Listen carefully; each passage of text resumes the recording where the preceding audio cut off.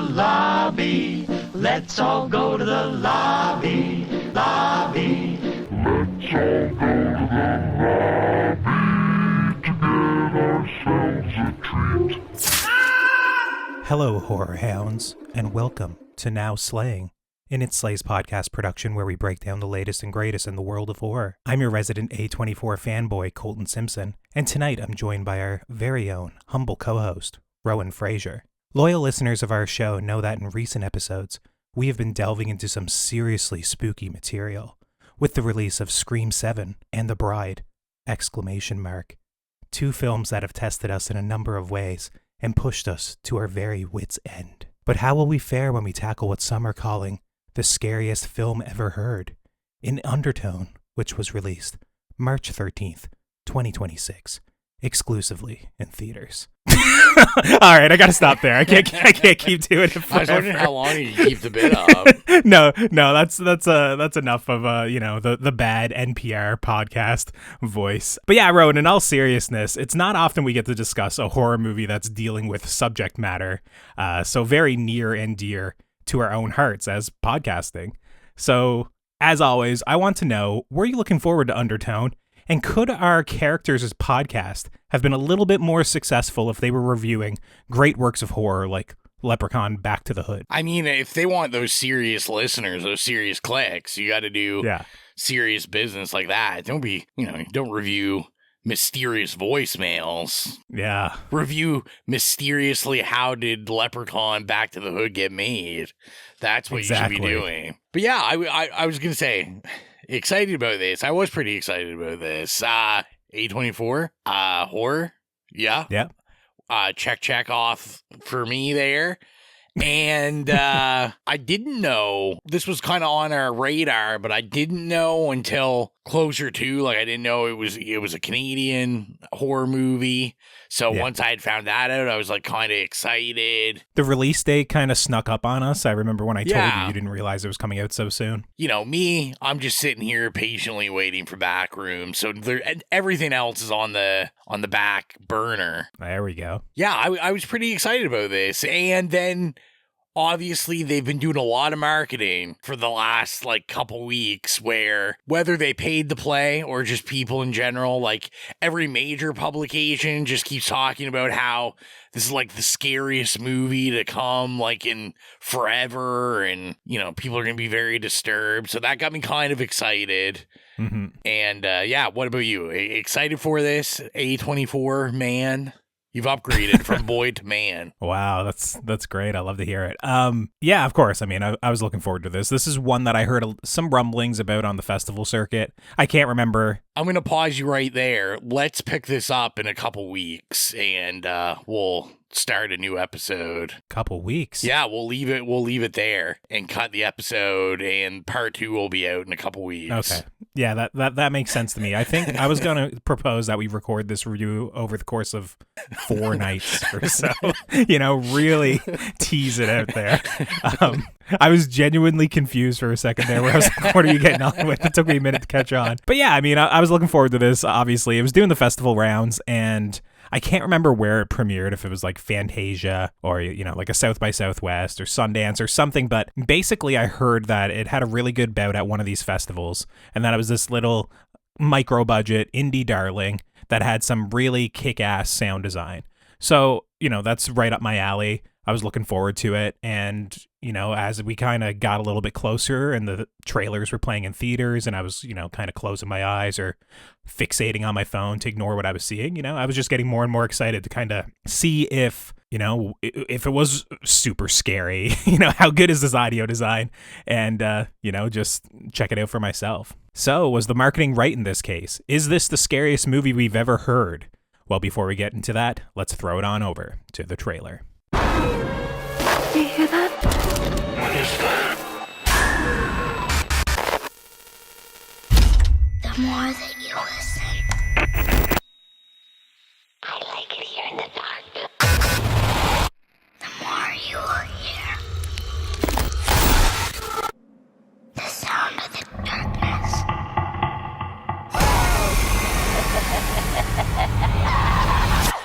The sound of your fear. She's listening. She's listening.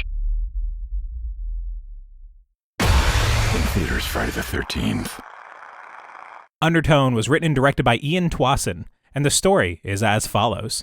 The host of a popular paranormal podcast becomes haunted by terrifying recordings mysteriously sent her way. Now here on Now Slang, we like to keep things relatively spoiler-free up front before getting into the more in-depth spoiler-filled discussion. So Rowan, what are your spoiler-free thoughts on Undertone? I want to start with the sound design. So the sound design, I couldn't get over how hyper-realistic it was, because I was like, I can't believe this movie is piping in this hyper-realistic sound of two teenage girls talking in my right ear the entire length of this movie. Oh, okay. I was just really impressed. I was like, amazing work. I thought you were going to say you didn't know how they captured the sound of Mike's refrigerator running in the background. Listen, I'm just going to say, anyone that watches this that, like, you know, whatever level of podcasting you do, I've never felt worse for a movie because I'm like judging every minute of it. I know, dude. I was doing the same thing. And all I kept thinking about was I was like, when they're recording their podcast, she just always has the artwork up for some reason of the podcast. So I think I'm going to start doing that, where it's just like I'm looking at the It Slays artwork. Well, I mean, it's inspirational in a way, but she didn't always only have the artwork up. Sometimes it would be, you know, an image from like this urban legend they're exploring, or, you know, sometimes a creepy image for us to keep an eye on, I guess. But yeah, I mean, I'm certainly familiar with the wide-eyed, you know, art of this paranormal podcast now after seeing the movie, that's for sure. I feel like we have to recut the trailer at some point. So it's like every time they're listening to sounds, it's literally just Mike eating Kraft dinner, just mucking it. And then you look real It's just me terrified. sitting there as I'm having to listen to listen to Jill talk about, you know, Minotaur foreskin or whatever, you know, just a slow zoom on my face as I completely dissociate and lose all hope. But all right, I'll try to calm the jokes now. But yes, you obviously, it sounds like you had some teenage girls that were talking. This was the sort of movie I fear as I was watching it. It's going to attract a lot of people that are going to completely ruin the experience of what this is trying to do. Thankfully, I went to the very first screening. There was half a dozen people in my audience. You know, it was a very respectful screening. I will say it didn't seem like people enjoyed it very much, but I didn't have the same experience as you where people were talking at the very least. I was able to get fully immersed in the soundscape, and I know you were joking, but I do think it is some pretty effective sound design. I think we'd be kind of crazy to come on here and say that this movie predicated on podcast recording and kind of finding hidden scary noises in the mix, or selecting sections and reversing it, chopping, screwing it, doing whatever with the audio to kind of hear what's in there, if we didn't say that the sound design was at least competent. Now, could I always make out exactly what they wanted us to hear when, you know, you're reversing a children's song or something like that? No, not really. But still, I think it did a pretty good job of at least creating this enriching soundscape where this horror could live. Anyways, I hijacked your section. No, I mean, I was going to say, realistically, I think the sound design work is very good. I thought it was pretty effective in what it did. And for a movie, you know, like you said, like kind of this micro budget movie, I thought this looked really good. Like, you know, I agree. This is kind of, I knew watching it, I was like, this kind of feels like Colton and mine's kind of jam. It's like it's a very slow burn movie. And, you know, I've talked about tons of times, I love a movie that's all about me just looking at black and I'm like trying to figure out, do I see something, do I not see something? That's just, you know, I love when they do that. I thought there was some interesting, like, unconventional cinematography work in this that is a swing, and I thought a hit for me. Like, I thought it definitely did something kind of unique. There might have been like a couple shots that I had kind of noted that I was like, oh, these are a little, like, you know, I'm like, this isn't that impressive. Like, I can spin a camera, you know, around 360 or whatever. Well, that sort of shot we've seen so many times now. Done in, you know, I seem to remember there was a movie where it was kind of done in the kind of the cockpit of a car. You know, spinning around 360 as like It might have been one of the Quiet Place movies or something. I can't remember now, but I can picture in my head a scene of like a monster rampaging as, you're getting the cuts of everybody in the car. Anyways. Yeah, I thought there was just a lot of interesting shots. There's a lot of shots where it's very good at kind of making it hard for you to focus on like what area you're supposed to be looking at, which I like,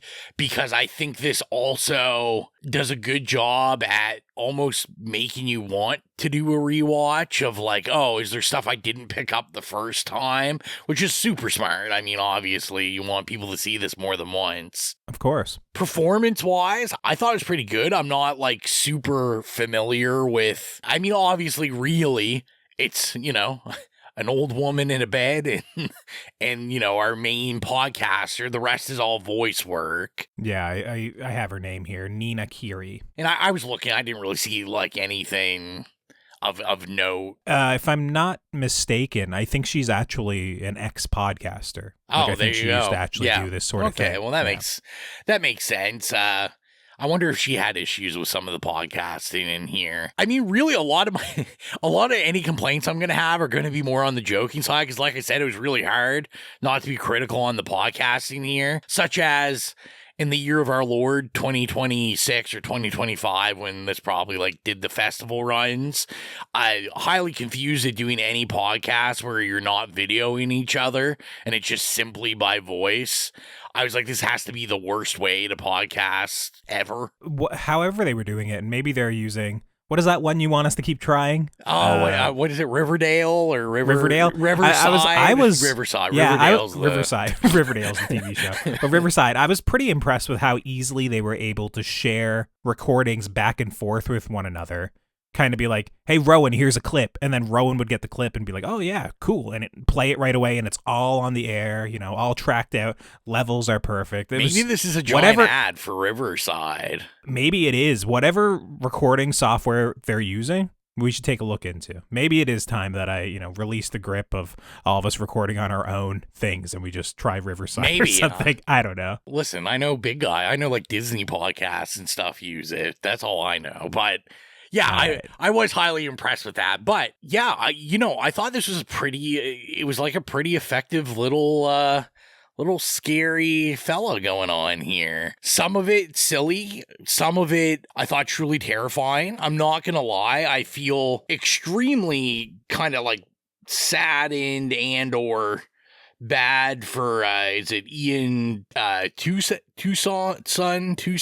Oh, Ian Twasson. Yeah. Ian Twasson, yeah.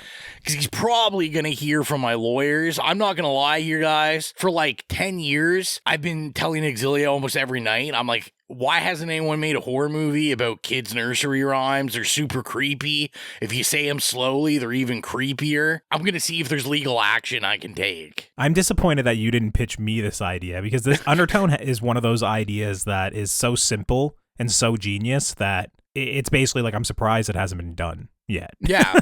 Well, you know what? This is probably a good time for us to get on board. I'll help you out and we'll work on Undertone 2. Oh, there we go. So, and it will be about us working on next year's Leprechaun Origins podcast. Some riveting stuff.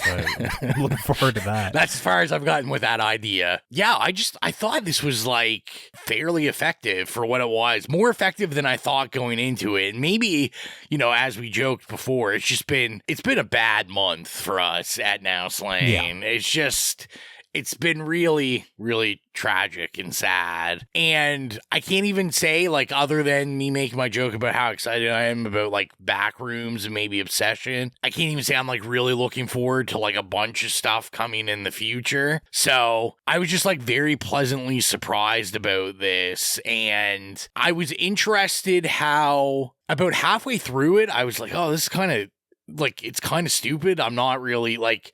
I was like, scariest movie, my fucking ass. But I was surprised by the end of it, how I was kind of like, oh, okay. Like, I think this, like, kind of, I don't think, I'm soulless anyway, so I have no feelings. But I was like, I feel like it kind of got under my skin after a while, and I was very impressed with that. What about you? Some first impressions here. Yeah, we already mentioned the sound design, so I'll skip past that. But what I'll say is I'm pretty impressed by this overall as well. This is a little indie movie, single location, low budget horror premise that, like I said, the premise is genius, and I'm surprised that it hasn't already been explored in horror, especially with the rise of podcasting over the last decade or two. And what I'll say is that these two characters kept my attention for their entire runtime, and it's absolutely crazy that this was made for $500K. I worked on a movie, I'm not going to name it, that was made for a similar budget, and it is literally unwatchable. Like, it's tough. It's one of the worst movies that I've seen that, kind of made around here. And it's just very impressive with what they were able to accomplish. I think Ian Twasson is very restrained in this movie. Really does a good job of just building the tension, doesn't diffuse it, doesn't tip his hand too early, and there's some really nice little subtle scares throughout. You mentioned the camera work. I noticed it as well. It has a very good use of a lot of like visual motifs, like frames within frames, or holding negative space in the frame to make your eyes wander, skew angles, mirroring, all these methods that when you're dealing with the subject matter or the idea of like, what if there's an apparition in this scene or a ghost in this house or a haunted, piece of an audio track? It's the sort of thing where it keeps the audience on edge as you're watching it. Weirdly enough, what this reminded me of in some parts, like some shots, was of, is it 2020's The Invisible Man? I forget the year it came out. I think it was 2020. Yeah, something like that. I never saw it, with Elizabeth Moss. Yeah. So that movie does a really good job of making use of negative space in the frame, where, because that movie is about her being fearful of an invisible man, you are kind of on edge for a lot of scenes where it's literally just her kind of having a mental breakdown or experiencing something that's challenging for her to get through. And, the doorway in the back will be prominently framed in such a way where you feel like this force is going to walk through and kind of enter at any point.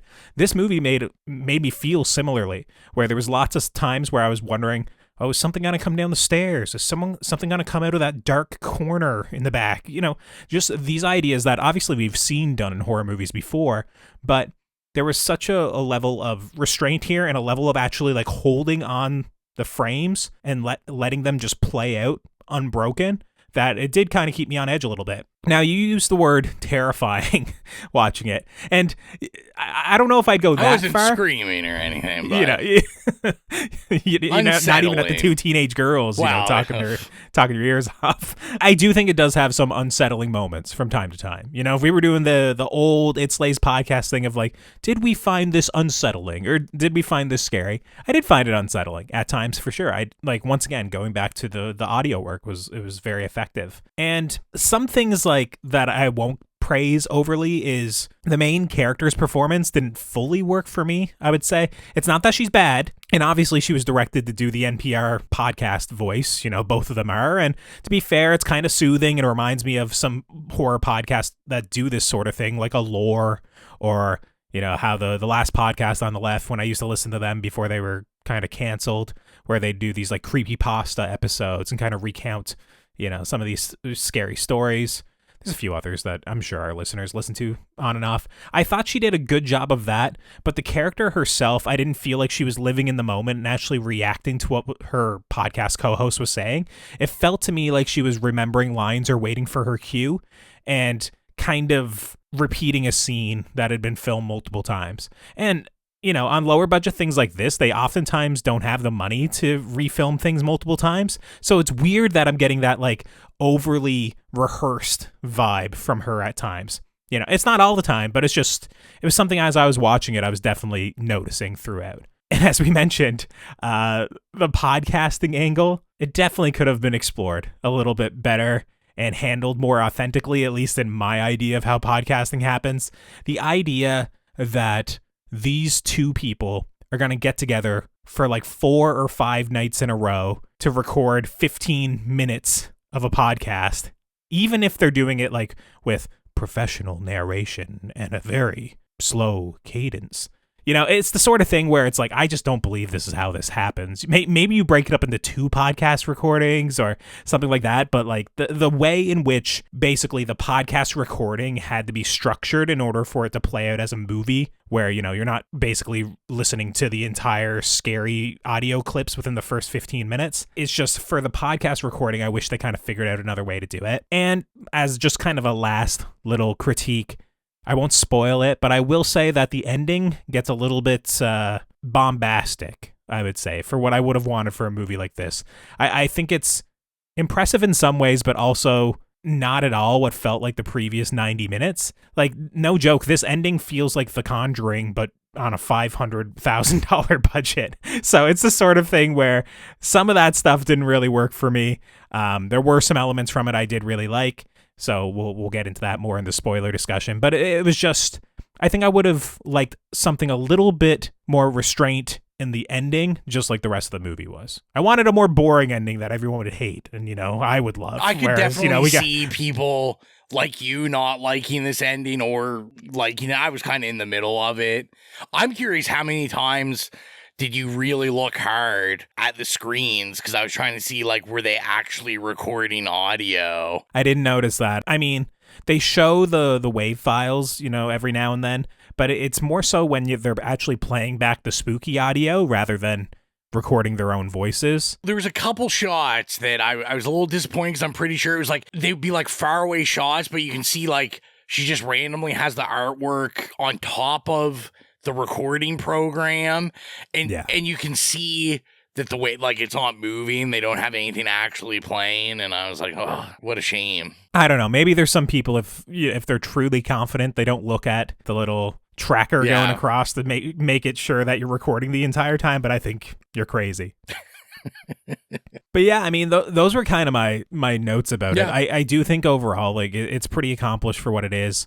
It's one of those movies that if you don't like very, a slow burn, very, kind of a plodding movie, you're probably not going to enjoy it very much. I do think a lot of the marketing where it's calling it like the scariest movie you'll ever hear, and how people are perceiving that as like the scariest movie ever made, it's going to do some great marketing and attract a younger demographic, but they're all going to be on their phones and bored to hell, I think, with this movie. I don't think it's going to be like a commercial hit in that regard. In my theater, there was a guy that brought like his 8-year-old kid to this. Oh my God. And I was like, man, how are they not like playing Roblox halfway through? Listen, I will say the kid, whole way quiet, made through the dad. The dad not locked in. The dad kept like leaving and coming back. And, oh my God, he was using it as like a babysitter. And then I don't know what's gonna have to happen. I have to get some sort of like Punisher outfit to wear at the theater, leaving the garbage all over the theater, not picking up, putting it in the receptacle.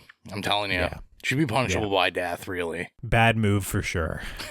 Would you recommend people go out and check this one out in theaters? Yeah, so this is gonna be a really weird recommend, because yes, I do. I really liked it. I recommend going to see it. To me, I think I went and saw this today at like $4.50. I would probably recommend like the latest show you can see, just because I think maybe you'll avoid like teenagers if it's like super late, and you might get some more adults in the room that are there to watch it. Yeah, or maybe even like a noon matinee if they happen to have it in the middle of a weekday. The only weird thing about the recommendation for this is I'm just telling people that I think this is going to hit way harder at home. All I thought about was, which, if you literally Google this movie, it's funny you brought up Invisible Man, because my comparison was Skinamarink.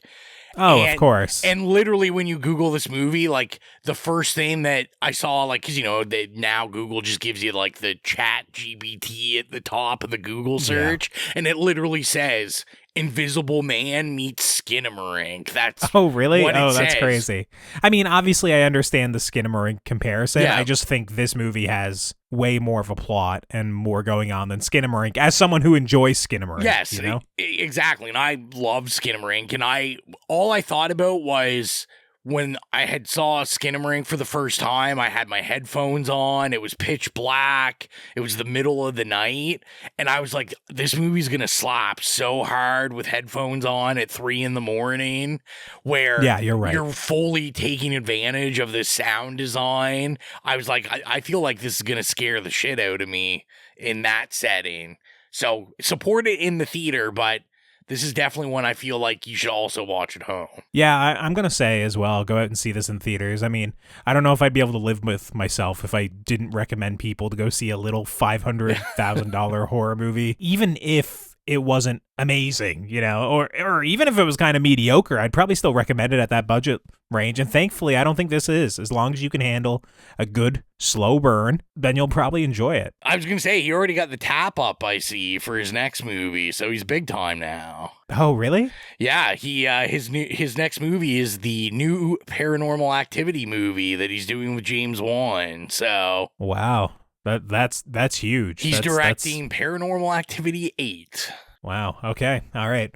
Well, I did read a little bit about this director, and I'll probably get into it in the spoiler section just because it was too thematically tied to the movie. But I'm very interested to see what he keeps doing. So seems like both of us are recommending you check this one out in theaters. And with that, I think it's time to cut to our spoiler discussion for Undertone. We are now in our spoiler discussion for Undertone. So if you've not seen Undertone, it's time to come back once you've seen the movie, or keep listening if you simply don't care. Rowan, spoiler-filled thoughts. Anything that right away you want to get into discussing? Discussing? Oh my God. Hopefully you edit some of this out because this is embarrassing. Or maybe I won't. Maybe I'll just leave Especially it all in. on an episode where we were discussing a movie about podcasting Critiquing and we were criticizing the podcasting. See, they needed to leave in more flubbing or re-recording sections of their podcast to make it more authentic. Because I do have a lot of good things to say about this. One thing I will say that I kind of wish they got into a little more, and I know it's hard because, you know, this is only like, what, it's an hour and 34 minutes, I think, is the runtime, which, as we said before, I think for some audiences, this might feel like it drags on a lot longer than that. I know for us, because we're, you know, if a movie could be 8 hours long, I'm fine with that. I'll sit in the theater for 8 hours. So, but I do kind of wish, because we kind of get teased that I just wish the relationship between our podcasters was like teased out a little more, just because it's very much alluded that Evie and Justin obviously have like some sort of deeper affection for each other. Justin wanting to pretty much pick up and leave for like this long extended vacation to go to the States, leaving his, you know, new cat and girlfriend that is going really well with, just to like go console her because she's in the shitty relationship. And I just thought, you know, obviously because of the short runtime, it's like you can't do a lot about this, but there's a lot of pieces that I thought would have built the character out a little more of Evie, that I was like, I feel like if I just had like a little bit more to build Evie's backstory, like, because we know she's got this shitty boyfriend that seems to, you know, just want to party and stuff, doesn't help out. Although I'm gonna lie, I don't know about you.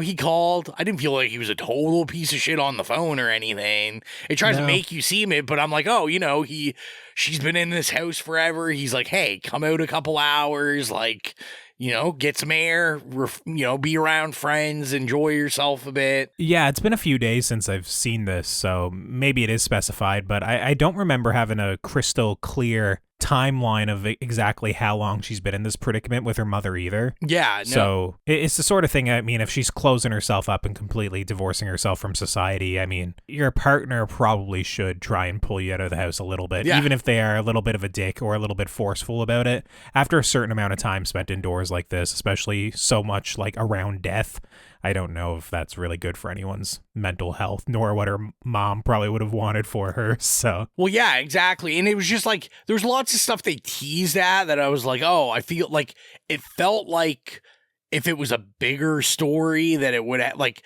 they bring up she has like a drinking problem, you know, because Justin's like, oh, you're not drinking again, which she is, and she lies about it and stuff. But I'm like, none of this stuff ever actually comes into play. There's not a really hard payoff for any Yeah, of it. no. It's all kind of hand waved too, and obviously it's a factor. She's drinking as they're recording, but I don't know if she's ever getting so sloppy or blacking out, or it didn't really feel like that to me as I was watching it. But I mean, to me, those are kind of my little critiques. The big thing I want to say, lawsuit aside that I plan on filing, the children's nursery rhyme thing was a fucking banger. I was like, this is so cool. I loved all the like morbid artwork they show as they're like Google searching this stuff. And just like every picture, there's like some fucking weird thing in the background that's, it's like some kid, I don't know, with the eyes bleeding or something. And but it's just, it's like one of those things that I feel like every person can relate to, whether it's like Pink Floyd, like the rumor, playing Pink Floyd backwards, or all, just this like everyone kind of has that like legend, that myth about something. And I just think for the kid stuff, it works so good, and interconnecting them all, that it's like, oh, all these nursery rhymes are literally about like children just fucking eating you and shit. I mean, a lot of, I don't know if they're about children eating you if you just listen to them like going forward, but there are a lot of songs about like, Ring Around the Rosies, about the bubonic plague, which, that's literally in the text of the nursery rhyme. It's just we do it with a sing-song voice, so it doesn't sound very scary. So I did like breaking these down and kind of chopping them up, splicing them, and reversing sections of them. I will say these sorts of segments, when we're going through Baba Black Sheep, or I don't know, London Bridge is falling down or something, I had a really hard time hearing the specific scary words that we're trying to hear. And I would basically always have to wait until the podcast co-hosts were like, oh, don't you hear? It's saying lick the blood, lick the blood. And I was like, God, I mean, I'm just going to take your word for it, even though after you just told me it says lick the blood and they play it 3 more times, I can barely hear it. So do you it was think the sort they of thing played with the audio there a bit too? Because I thought that I would too, think so. Where I was like, I was like, there's no way it's saying that. I'm listening, and then like all of a sudden it's like a little clearer, and you're like, oh, okay. Yeah. I would say that's the case, and I mean I would kind of say that's a fine in a movie like this. But I was genuinely listening intently for all these sections, as our main character Evie is listening to some of these sections 5, 6, 7 times, and she's playing the skeptic on their show, and I'm naturally skeptical as well about many things. So it was the sort of thing where I was listening intently as well and trying to see if I could discern whatever was hidden in the waveform, and I just never could. So that was the thing for me, that I was like, I wish it was clearer. And there is a part near the end where there's a big reaction based off of what they hear in the audio recording, and they don't tell you exactly what is said. And I still don't know what was said, and now I don't remember the scenes clearly enough to kind of ask you, like, what was said there? So I don't know. It's something that I'd have to rewatch or scrub through, or watch one of those stupid ending explained videos sort of thing in order to get the whole idea of what was, revealed there. So that was like something that was a little bit frustrating for myself as I was going through it. I mean, I had pretty much the exact same issue with the audio. I didn't mind it as much because I almost thought of it as like a little fun, where I was like, they'd be real shocked and I didn't hear anything. And then to me, this is more that factor of like making people maybe want to see this more than once, because I'm like, well, God damn it. This isn't a Blu-ray of it. I can't rewind it and keep listening to see if I'm missing out. So like, I'm gonna damn have it, to I gotta see go it back. again. Hear Baba Black Sheep again. Just can't wait. I will say there was audible laughter from me. I think only me in the theater. Whatever this is, like, it's some sort of, it's a demon, right? I think they decide it's like a demon that they're sacrificing. Mothers are sacrificing their kids to, or this demon's making the mother kill the kids or whatever. I just want to say, I don't even know. I'm looking at... Yeah, I was doing some quick Googling there just to see if it was classified as like a demon or a Lord of Hell or whatnot. But yeah, apparently it's a demon named Abazu. And basically it's a demon that is reportedly causes women to have miscarriages, or for children to die very early in death. Or even if you want to look into it a little bit more, apparently it kills mothers as well. Okay. So it's the sort of thing where it's not purely just miscarriages or infant I'm death. just saying Abazu, for some reason, also has the exact same voice as Vecna in Stranger Things. Oh. And that's okay. all I could think about was I was like, this literally sounds like Vecna. Like every time they deepened it where it's like, you know That's the the demonic one presence. audio. Well, I just complained about another audio effect in the movie. Once again, I want to say that the audio design is largely good in this movie. Yes, It's just yes. sometimes it's a little bit muddy. Yeah, I hate the deepened voice sound effect. I don't think it was effective at all in conveying a scare. Every single time that came out, it sounded very cheap.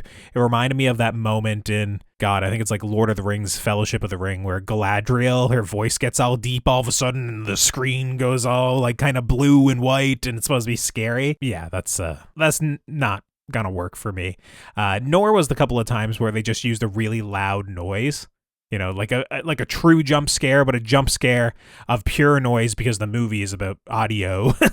that I was kind of like, come on, guys, that's like low hanging fruit to do that in this sort of movie, especially. But I mean, the mythology surrounding Abazu I thought was pretty good and well handled. I liked, the trinket, statuette, whatever you want to call it, that kind of kept making its way towards her mother's bedside table, or kind of the wraparound. In my mind, I kept conclusion. calling it Mother Mary just because the trailer for Mother Mary came first. Yeah, I'm pretty sure. Yeah. I mean, it definitely looked like virginal or like the Yeah. Mother Mary, but it had all these infants kind of stacked on top of one another, kind of all climbing up. That I was like, oh no, there's something more nefarious It's a here. statue Anne Hathaway with babies. Oh, there you go. Yeah, there you perfect. go. Yeah. But yeah, there was a bunch of little things kind of pointing to this deity throughout the movie that I like that it all kind of came together in the end. I will say, or maybe pose as a question, has Hereditary ruined all modern horror movies to where now every writer feels like they have to go and Google for these obscure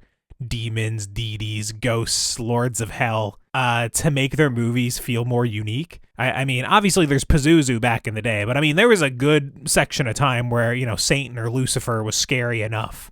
Now I feel like every single movie I see has this niche demon that I'm like, oh, okay, very good. I mean, it's thematically relevant. It fits. It has a silly name. Yeah. But, and it's kind of creepy. But I'm kind of like, I go back and I'm like, Hereditary is like the one of the first ones I remember in, the last decade or so doing this. And I think it was so influential that like everything does it now. Even myself, like when I've been writing stuff, it's like, oh, I'm looking for a demon that has something to do with divorce or spousal killing or whatever, for something I'm writing. And it's like, oh yeah, this is a perfect one for it. So it's just like, are we getting tired of that? Is that a good thing? What do you think about these lesser known demons kind of popping up in these movies? I 100% think Hereditary is the blame for all this. And everyone, has anything really... It's funny because I was actually thinking about that like the other week just because I was organizing Blu-rays and 4Ks and stuff. I came across Hereditary that I was thinking, I was like, has anything in its entirety like really eclipsed Hereditary? And I was like, maybe not. I feel like Hereditary is just like God tier movie for like modern horror. They just really like stamped like we're in a new era. And it's one of those things because I don't overly hate it. Like we said, I like the demon in this. I like the name. I like the lore. I like looking at the pictures of the nursery rhymes and stuff. But I don't know. Yeah, maybe we're going to take a swing where it's just going to go back to Satan. Maybe we're going to go back to like Tenacious D styled Satan just rocking out on a guitar. Yeah, I mean, at least it would be a bit novel. I'm not saying that I hate it really one way or the other. As I just mentioned, I'm guilty for kind of doing the same thing myself. It's just something that I've been noticing. It feels like every year I add half a dozen new demons or lords of hell to my lexicon that I've never fucking heard of. So it's just something that I'm wary as I'm watching a movie now after, 10 years basically post Hereditary. The ending. I mentioned that there were some details in the ending. Obviously, the ending heavily involves Abazu. It heavily involves the woman that lived in this house, or at least had basically a miscarriage, a death near her. For me, I liked so much of this in terms of like the audio swelling, the building up. We're getting the mixture of like dialogue with the horror tracks, with her kind of losing touch with her co-host online, all this sort of stuff. Like once again, kind of like very much leaning into the audio design of it all, I guess, just like kind of like what was going on in her head, what she was hearing. Stuff like cabinets in the kitchen slamming and all the chairs going up on the ceiling and, scribbling on the walls and, I don't know, doors swinging open upstairs and windows flying open. All that stuff, a little less so, I think, for me. I didn't really like a lot of that, even though I did think like the final scare or the final shot was pretty good, because once again it was harkening back to like that mirror imagery and whatnot that was all throughout the movie. But yeah, it was just kind of, I don't know, the last couple of minutes it just went really, really over the top, I thought. I can't argue with you. I just didn't really overly mind it, I think. Like, I was kind of on board. I was like, oh yeah, they're going for their big bang finale. And I kind of liked the idea of playing with like, oh, is she just kind of like breaking down mentally, or is this like is there like something actually going on? Yeah, the revelation of where she says, I killed my mother. I didn't know how recent that was, or did she feel like she killed her mother just because she wasn't there for her all the time when she needed her? Did she literally kill her mother? There was details to that where I didn't really need clarity, I guess, but kind of like the revelation itself was chilling enough.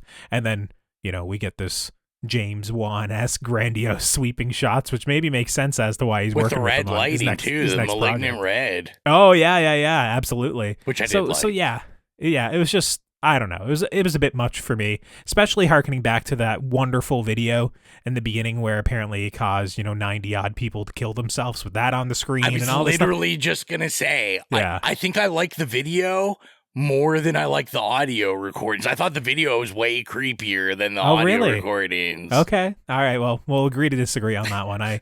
For me, it's just like, once again, this movie is so much about audio, despite having the few nits I picked, with choices I didn't like. It's so effective that I would have really liked just a whole soundscape, I guess, for the ending. And they do that, to be fair. It does cut the black and you hear kind of what was happening, where it seems like she's falling down the stairs and killing herself and, this sort of thing. Yeah, I think just a little bit more restraint for me. I maybe even just do like 70% of what you did here. A lot of these things are very rote.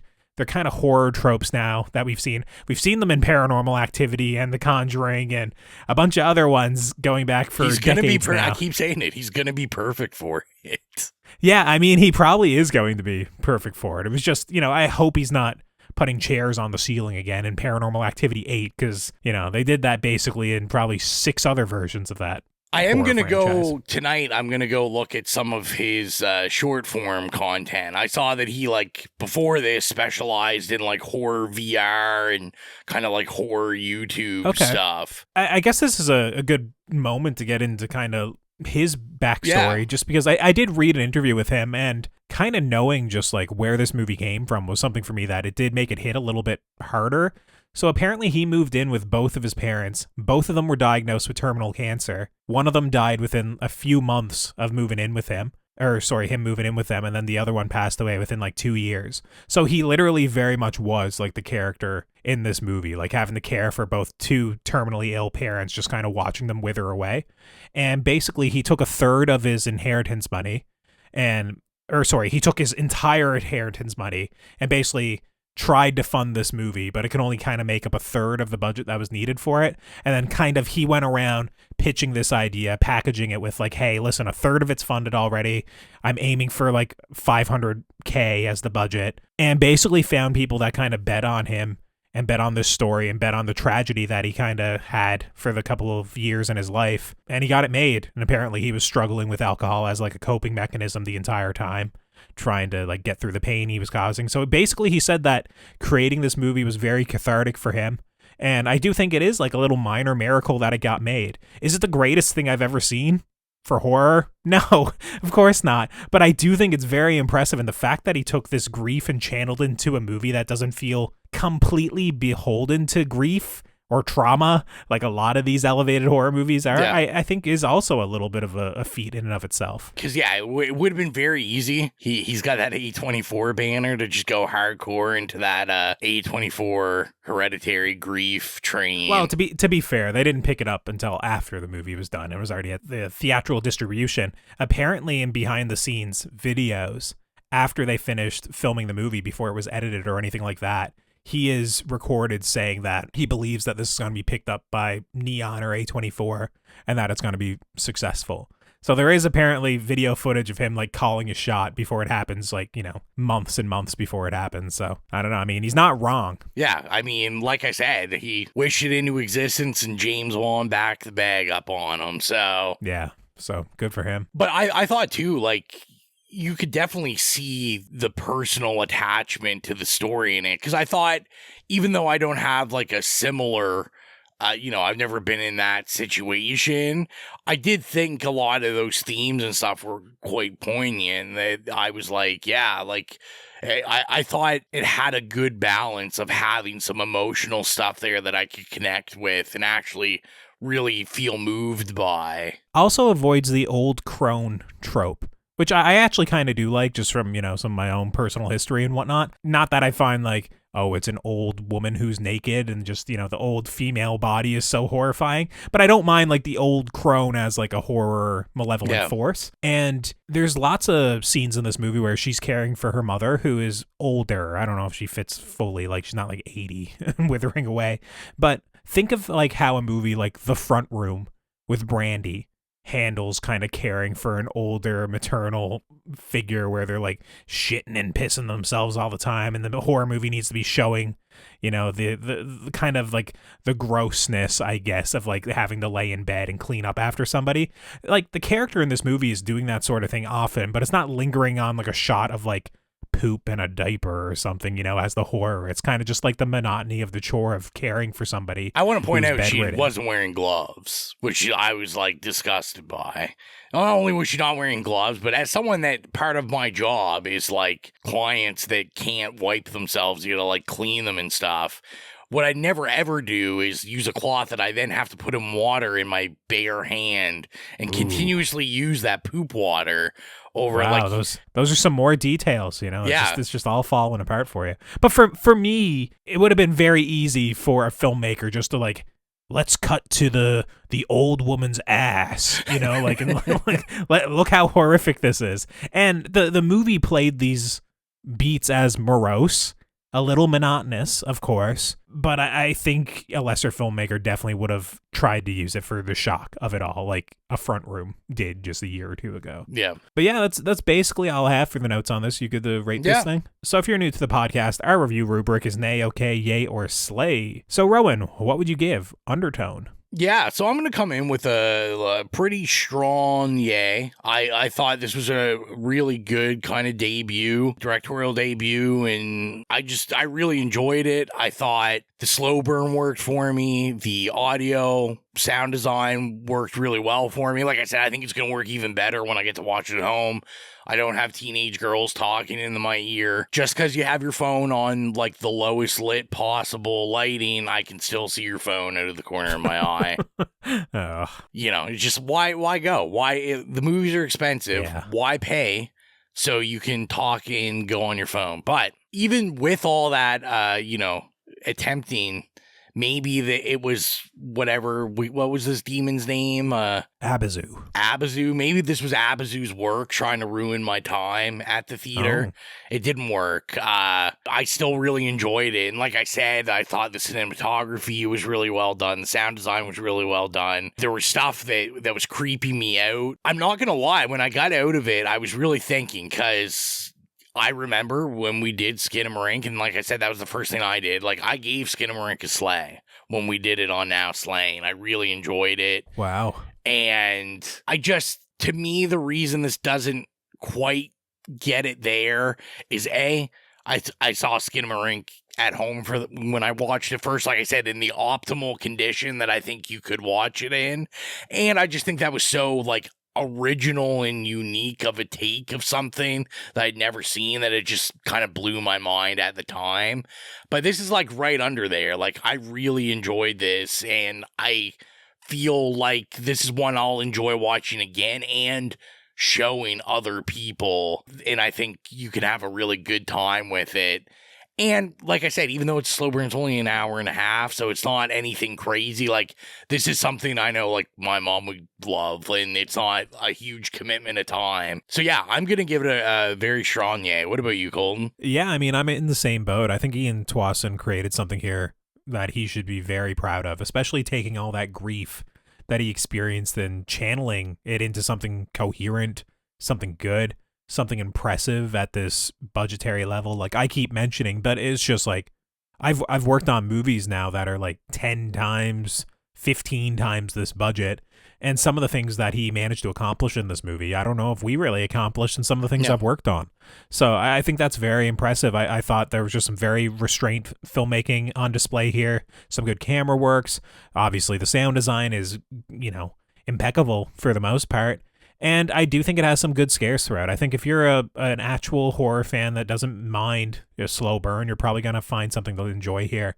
So yeah, I'm going to give this a yay as well. I think it's some good indie horror, and definitely worth checking out if, it's playing in your area. Part 2 of this episode is where you're going to call out all those movies you worked on and every single person that worked on them. Oh, absolutely. Yeah, I'm just going to go right down the call sheet and just give it to everybody. And if you're not following us on our socials already, you can do so at It Slays Podcast. We're on Instagram, Facebook, Slasher, Letterboxd, Threads, Bluesky, TikTok. If there's a social media, we're probably there at It Slays Podcast. And if you want to help support the show financially, like our horror hounds, Holly, Nicholas, Mark, Steven, Dan, Brian, Trevor, OG James, and Philip, gain access to the Patreon exclusive show Stream Screams, hosted by Jill, and get episodes of the main show 48 hours early. Be sure to head on over to patreon.com/It Slays Podcast and choose whatever tier works best for you. Rowan, we mentioned the sound design a lot. We didn't really mention the score. I don't know if there was really anything too prominent in the movie. No, I don't think so, because, of course, a movie like this, what they do really well is use silence really well in it. I always take a listen and see. I don't know if there's anything. A marketing scheme they really missed out on is they should have had episodes of the podcast, like, on Spotify and stuff. That you can. I was thinking about that. Yeah. Maybe one or two that they recorded. Not actually about what they're looking into in this movie, but just, some other, That would have been good. Some other thing. And then in the notes, let us know, like, this 15-minute podcast only took 4 months to record every day. A minute every day. But yeah, no, we'll see if anything gets uploaded, and you can find out if it does by going to Spotify and going to the It Slays Podcast Horrific playlist. If you have any problems finding it, you can go to any of the social media that Colton just mentioned, go into the bio, click the Linktree link, and there's a button that will take you directly there. We upload scores and licensed music from iconic horror movies we review, or just horror movies we love. We update it regularly, so give it a follow and get your spooky music on, because why the hell not? And next time on the show, I just got my tickets today for Ready or Not 2. Here I come. I don't know. Have you got your tickets yet? Have you checked out the first one? Not yet. I got to check out the first one, apparently. Okay. And I'm waiting to see. I feel like it's a big enough release. I'm hoping it's going to come to my local theater. Yeah, I would think that this one's going to get like the full theatrical distribution. I'd be surprised if it didn't. So yeah, that'll be what we'll be checking out next episode. And with that, I think that about wraps things up for this episode. So until next time, I'm Colton. I'm Rowan. And as long as you keep listening, we'll keep slaying.